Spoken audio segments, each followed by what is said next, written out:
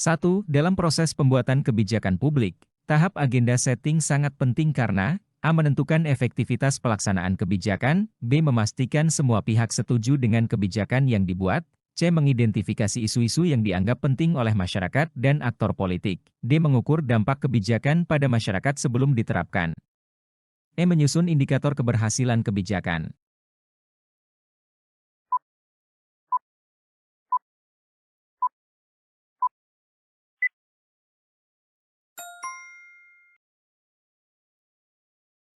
Tahap agenda setting adalah proses awal dalam kebijakan publik di mana isu-isu diidentifikasi, didefinisikan, dan diprioritaskan untuk ditangani oleh pemerintah. Tahap ini memastikan bahwa perhatian dialokasikan pada masalah yang paling mendesak dan relevan, melibatkan masyarakat dan aktor politik. Jawaban lain seperti A, D, dan E adalah bagian dari tahap berikutnya, seperti implementasi atau evaluasi kebijakan. 2. Pendekatan rasional komprehensif dalam studi kebijakan publik mengutamakan A. Analisis berbasis intuisi dan pengalaman historis, B. Partisipasi luas dari masyarakat dalam pengambilan keputusan, C. Penggunaan norma budaya sebagai dasar kebijakan, D. Penyusunan alternatif kebijakan berdasarkan informasi yang lengkap dan objektif, E. Pengambilan keputusan secara cepat untuk merespons isu mendesak.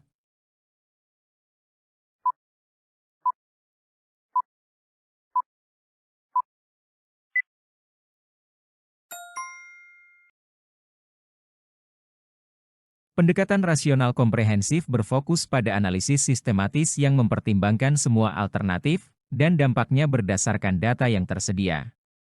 Pendekatan ini sering dianggap ideal namun sulit diterapkan dalam praktik karena membutuhkan waktu, sumber daya, dan data yang sangat lengkap. Jawaban A lebih sesuai dengan pendekatan inkremental, sementara B dan D merujuk pada pendekatan partisipatif dan normatif. 3. Dalam teori multiple streams yang dikembangkan oleh John W. Kingdon, kebijakan publik dapat lahir apabila terdapat A. Dukungan mayoritas dari aktor politik di parlemen, B. Sinkronisasi antara problem stream, policy stream, dan politik stream, C. Partisipasi aktif masyarakat dalam setiap tahap pembuatan kebijakan, D. Konflik antara aktor kebijakan untuk mendorong inovasi, E. Pengaruh kuat dari media dalam membentuk opini publik.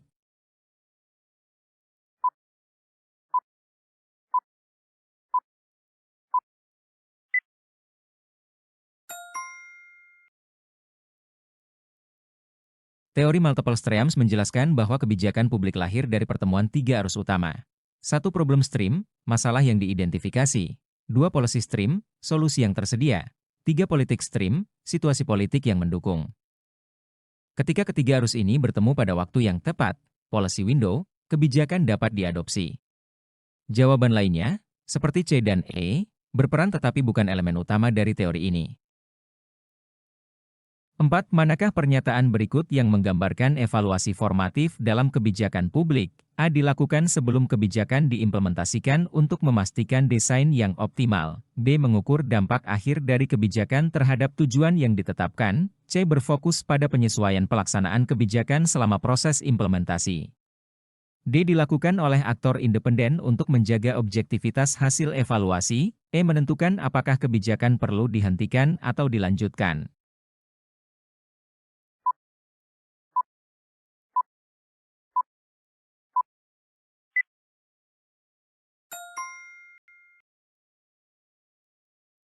Evaluasi formatif dilakukan selama pelaksanaan kebijakan untuk memberikan umpan balik yang memungkinkan penyesuaian atau perbaikan dalam proses implementasi.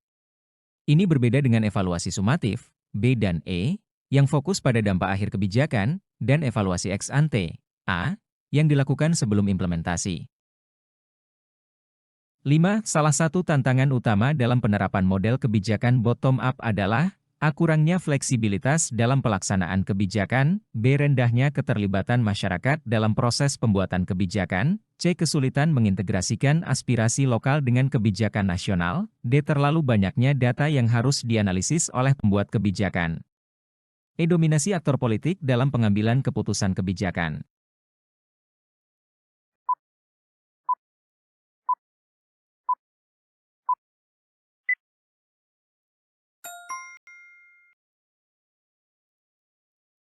Model bottom-up menekankan partisipasi lokal dan masyarakat dalam perumusan serta pelaksanaan kebijakan.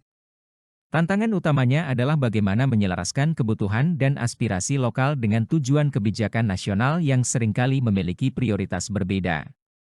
Pilihan A, B, dan E lebih relevan dengan model top-down.